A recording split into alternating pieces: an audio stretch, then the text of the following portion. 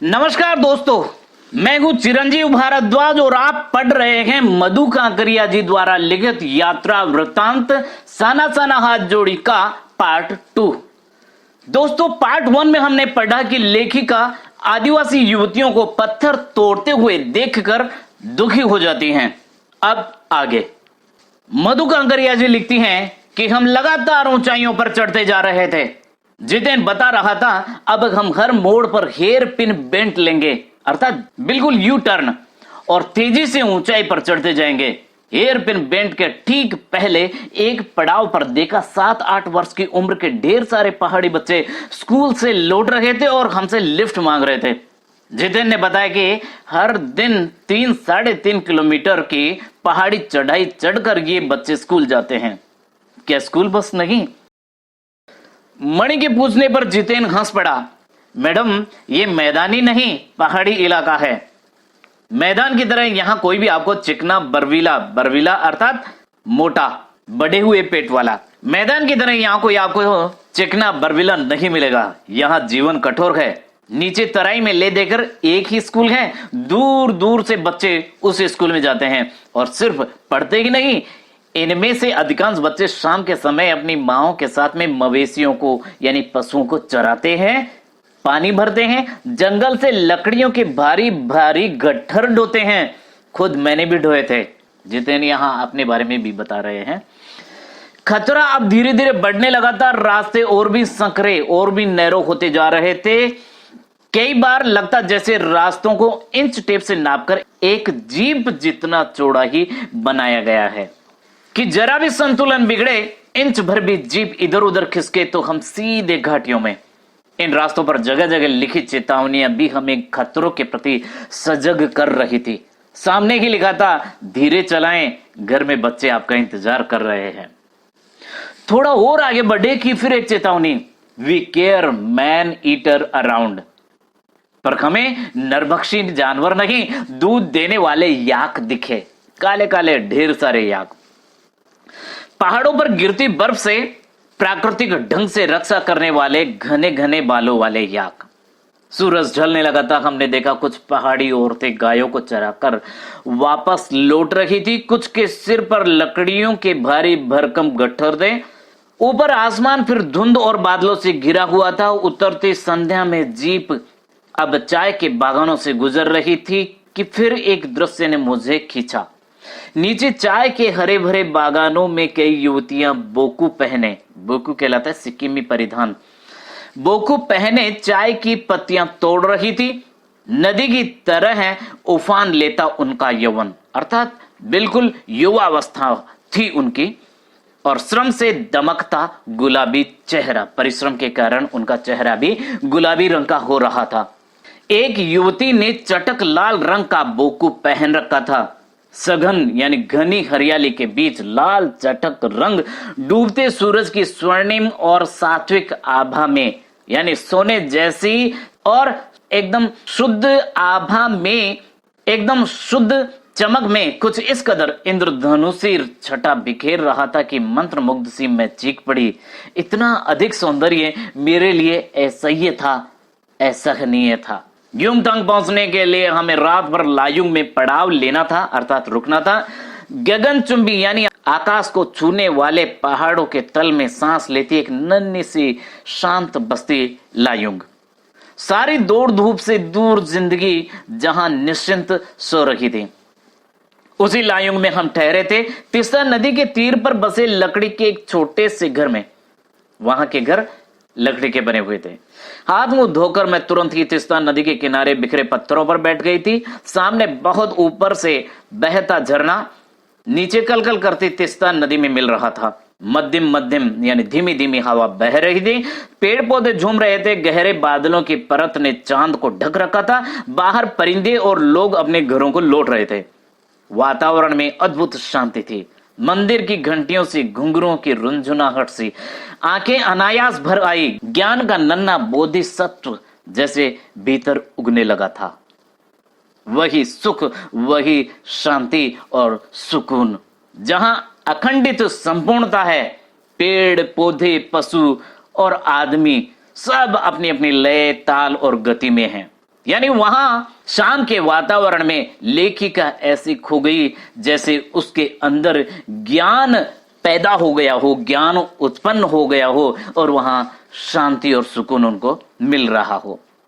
हमारी पीढ़ी ने प्रकृति की इस लय, ताल और गति से खिलवाड़ कर अक्षम्य अपराध किया है। हिमालय अब मेरे लिए कविता ही नहीं, दर्शन बन गया था। जी हां, हमारी जो पीढ़ी है, हम जो मनुष्य हैं, वो प्रकृति की लय और ताल को बिगाड़ चुके हैं, क्योंकि हम प्रकृति के साथ खिलवाड़ कर रहे हैं, प्रकृति को नष्ट कर रहे हैं। मधु कांकरिया जी आगे लिखती हैं, अंधेरा होने के पहले ही किसी प्रकार डगमगाती शिलाओं और पत्थरों से होकर तीस्ता नदी की धार तक पहुंची, बहते पानी को अपने अंजुली में भरा और अतीत भीतर धड़कने लगा। अतीत अर्थात लेखिका का भूतकाल। स्मृति में कौंधा अर्थात उन्हें अचानक याद आया, हमारे यहां जल को हाथ में लेकर संकल्प किया जाता है, कोई दृढ़ निश्चय किया जाता है। लेखिका ने सोचा क्या संकल्प करूं, पर मैं संकल्प की स्थिति में नहीं थी। भीतर थी एक प्रार्थना, एक कमजोर व्यक्ति की प्रार्थना। भीतर का सारा हलाहल, हलाहल अर्थात सारा जहर, सारा विष, सारी तामसिकताएं अर्थात सारी कुटिलताएं बह जाए इसी बहती धारा में। रात धीरे धीरे गहराने लगी। हिमालय ने काला कंबल ओढ़ लिया था, अर्थात अंधेरा हो गया था। जितेन ने लकड़ी के बने खिलौने से उस छोटे से गेस्ट हाउस में गाने की तेज धुन पर जब अपने संगी साथियों के साथ नाचना शुरू किया, तो देखते ही देखते एक आदिम रात्रि की महक से परियों की कहानी सी मोहक वह रात महक उठी। मस्ती और मादकता का ऐसा संक्रमण अर्थात ऐसा मिलन हुआ कि एक एक कर हम सभी सैलानी गोल गोल घेरा बनाकर नाचने लगे। मेरी 50 वर्षीय सहेली मणि ने कुमारियों को भी मात करते हुए वो जानदार नृत्य प्रस्तुत किया कि हम सब अवाक उसे ही देखते रह गए। कितना आनंद भरा था उसके भीतर, कहां से आता था इतना आनंद। जी हां, ये सब उस प्रकृति के सौंदर्य का ही जादू था, उस प्रकृति के सौंदर्य का ही असर था। आगे लिखती हैं, लायुंग की सुबह बेहद शांत और सुरम्य, बहुत सुंदर। तीस्ता नदी की शांत धारा के समान ही कलकल कर बहती हुई। अधिकतर लोगों की जीविका का साधन पहाड़ी आलू, धान की खेती और दारू का व्यापार। सुबह मैं अकेले ही टहलने निकल गई थी। मैंने उम्मीद की थी कि यहाँ मुझे बर्फ मिलेगी, पर अप्रैल के शुरुआती महीने में यहाँ बर्फ का एक कतरा भी नहीं था। यद्यपि हम सी लेवल यानी समुद्री लेवल से 14,000 फीट की ऊंचाई पर थे। मैं बर्फ देखने के लिए बेचैन थी। हम मैदानों से आए लोगों के लिए बर्फ से ढके पहाड़ किसी जन्नत से, किसी स्वर्ग से कम नहीं होते। वहीं पर घूमते हुए एक सिक्किम नवयुवक ने मुझे बताया कि प्रदूषण के चलते स्नोफॉल लगातार कम होती जा रही है, पर यदि मैं कटाओ चली जाऊं तो मुझे वहां शर्त या बर्फ मिल जाएगी। कटाओ यानी भारत का स्विट्जरलैंड। कटाओ जो कि अभी तक टूरिस्ट स्पॉट नहीं बनने के कारण सुर्खियों में अर्थात चर्चा में नहीं आया था और अपने प्राकृतिक स्वरूप में था। कटाओ में लायुंग से 500 फीट ऊंचाई पर था और करीब 2 घंटे का सफर था। तो यहां लेखिका ने बताया कि प्रदूषण के कारण स्नोफॉल भी कम हो रही है। दूसरी बात जो थी, उन्होंने बताया कि कटाओ टूरिस्ट स्पॉट नहीं बना है, इसलिए अभी अपने प्राकृतिक स्वरूप में ही था। यानी यदि वो टूरिस्ट स्पॉट बन जाता तो वहां की प्रकृति से भी छेड़छाड़ होती, वहां भी प्रदूषण और गंदगी फैल जाती। वह नवयुवक मुझसे बतिया रहा था और उसकी घरवाली अपने छोटे से लकड़ी के घर के बाहर हमें उत्सुकता पूर्वक देख रही थी कि तभी गाय ने आकर बाहर थैले में रखा उसका महुआ गुडुप कर लिया अर्थात निगल लिया। मीठी झिड़कियां देकर उसने गाय को भगा दिया था। उम्मीद, आवेश और उत्तेजना के साथ अब हमारा सफर कटाव की ओर। कटाव का रास्ता और खतरनाक था और उस पर धुंध और बारिश। जितेन लगभग अंदाज से गाड़ी चला रहा था। पहाड़, पेड़, आकाश, घाटियां, सब पर बादल की परत, सब कुछ बादलमय। बादलों को चीर कर निकलती हमारी जीप। खतरनाक रास्तों के एहसास ने हमें मौन कर दिया था और उस पर बारिश। एक चूक और सब खल्लास। सांस रोके हम धुंध और फिसलन भरे रास्ते पर संभल संभल कर आगे बढ़ती जीप को देख रहे थे। हमारी सांस लेने की आवाजों के सिवाय आसपास जीवन का कोई पता नहीं था। फिर नजर पड़ी बड़े बड़े शब्दों में लिखी एक चेतावनी पर, if you are married divorce speed, यानी आप विवाहित हैं तो स्पीड को डाइवोर्स देते, तलाक दे दें। थोड़ी ही दूर आगे बढ़े कि फिर एक चेतावनी, दुर्घटना से देर भली सावधानी से मौत टली। करीब आधे रास्ते बाद धुंध छटी और साथ ही सृष्टि और हमारे बीच फैला सन्नाटा भी हटा। नागेन उत्साहित होकर कहने लगा, कटाओ हिंदुस्तान का स्विट्जरलैंड है। मेरी सहेली मणि स्विट्जरलैंड घूम आई थी। उसने तुरंत प्रतिवाद किया, अर्थात विरोध किया। नहीं, स्विट्जरलैंड भी इतनी ऊंचाई पर नहीं है और नहीं इतना सुंदर। यानी कटाओ स्विट्जरलैंड से भी ज्यादा सुंदर लग रहा था। हम कटाओ के करीब आ रहे थे क्योंकि दूर से ही बर्फ से ढके पहाड़ दिखने लगे थे। पास में जो पर्वत थे वे आधे हरे काले दिख रहे थे। लग रहा था जैसे किसी ने इन पहाड़ों पर पाउडर छिड़क दिया हो। कहीं पाउडर बची रह गई हो और कहीं वह धूप में बह गई हो। जी हां, वो बर्फ किसी पाउडर के समान दिखाई दे रही थी। नॉर्गे ने उत्तेजित होकर कहा एक्साइटमेंट में, देखिए एकदम ताजा बर्फ है, लगता है रात में ही गिरी है यह बर्फ। थोड़ा और आगे बढ़ने पर अब हमें पूरी तरह बर्फ से ढके पहाड़ दिख रहे थे, साबुन के झाग की तरह सब और गिरी हुई बर्फ। मैं जीप की खिड़की से मुंडी यानी सिर निकालकर दूर दूर तक देख रही थी। चांदी से चमकते पहाड़, यानी सूरज की चमक जब पहाड़ों पर गिरती थी, बर्फ पर गिरती थी तो लगता था जैसे चांदी जैसे चमक रहे हैं। एकाएक जितेन ने पूछा, कैसा लग रहा है? मैंने जवाब दिया, राम रोछो। वह उछल पड़ा, अरे ये नेपाली बोली आपने कहां से सीखी? अपनी भाषा के गर्व से उसकी आंखें चमक उठी। जी हां, अपनी मातृभाषा यदि कोई बोलता है, यदि हम उसको सुनते हैं तो बहुत आनंद की अनुभूति होती है, हमें गर्व महसूस होता है। उसका चेहरा इतराने लगा और तभी किसी चमत्कार की तरह हल्की हल्की बर्फ एकदम महीन महीन मोती की तरह, बारीक बारीक मोती की तरह गिरने लगी। तिमरो माया सेंधे मलाई सताउच, यानी तुम्हारा प्यार मुझे सदैव रुलाता है। चहु और बिखरी ये बर्फीली सुंदरता जितेन के मन पर भी थाप लगाने लगी थी। प्रेम की झील में तैरते हुए झुम झुम गाने लगा था वह ये वाला गाना, तिमरो माया सेंधे मलाई सताउच। हम सभी सैलानी अब जीप से उतरकर बर्फ पर कूदने लगे थे। यहाँ बर्फ सर्वाधिक थी, घुटनों तक नरम नरम बर्फ। ऊपर आसमान और बर्फ से ढके पहाड़ एक हो रहे थे। कई सैलानी बर्फ पर लेटकर हर लम्हे की रंगत को कैमरे में कैद करने में लगे थे। मेरे पांव झन झन करने लगे थे, पर मन वृंदावन हो रहा था, अर्थात एकदम भक्तिमय, एकदम शांत, जैसे भीतर देवता जाग गए थे। ख्वाहिश हुई, इच्छा हुई कि मैं भी बर्फ पर लेटकर इस बर्फीली जन्नत को जी भर देखूं, पर मेरे पास बर्फ पर पहनने वाले लंबे लंबे जूते नहीं थे। मैंने चाहा कि किराए पर ले लूं, पर कटाओ, युमथांग और झांगू लेक की तरह टूरिस्ट स्पॉट नहीं था। इस कारण यहां झांगू की तरह दुनिया भर की तो क्या एक भी दुकान नहीं थी। खैर, दनादन फोटो खिंचवाने के बजाय मैं उस सारे परिदृश्य को अपने भीतर लगातार खींच रही थी। यानी मैं फोटो नहीं खींच रही थी और उस प्राकृतिक सौंदर्य को अपने भीतर समा रही थी, जिससे महानगर के डार्क रूम में इसे फिर देख सकूं।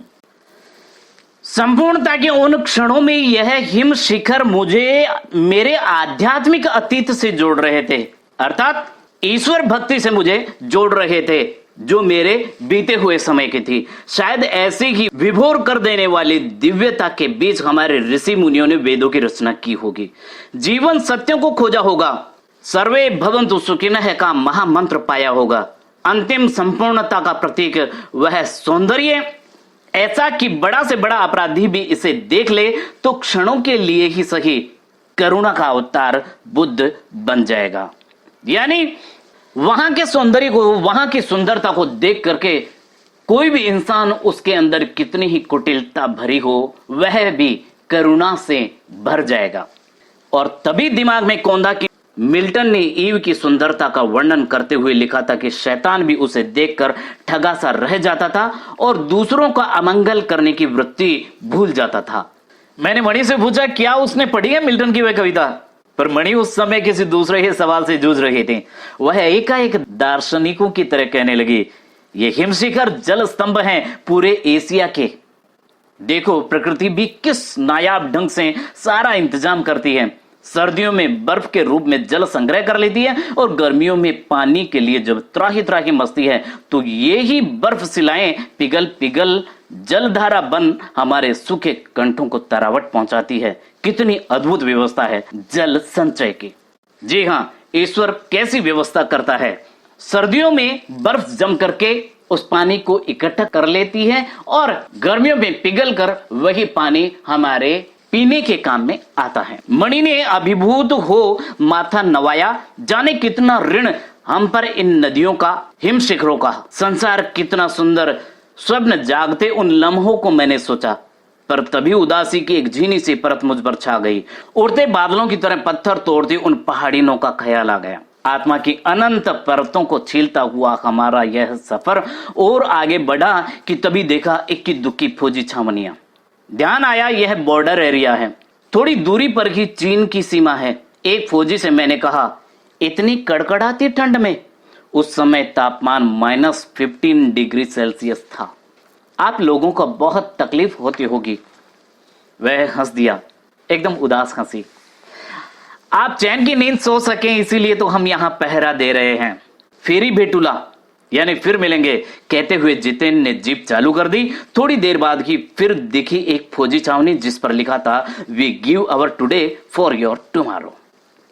मन उदास हो गया, भीतर कुछ पिघलने लगा। महानगर में रहते हुए भी कभी ध्यान ही नहीं आया कि जिन बर्फीले इलाकों में बैसाख के महीने में भी 5 मिनट में ही हम ठिठुरने लगे थे, हमारे ये जवान पोष और माघ में भी, जबकि सिवाय पेट्रोल के सब कुछ जम जाता है, तैनात रहते हैं। और जिन संकरे घुमावदार और खतरनाक रास्तों से गुजरने भर में हमारे प्राण कांप उठते हैं, उन रास्तों को बनाने में जाने कितनों के जीवन अपनी मियाद के पूर्व ही खत्म हो गए, यानी उनके जीवन का जो समय था उससे पूर्व ही खत्म हो गए हैं। मेरे लिए यह यात्रा सचमुच ही एक खोज यात्रा थी।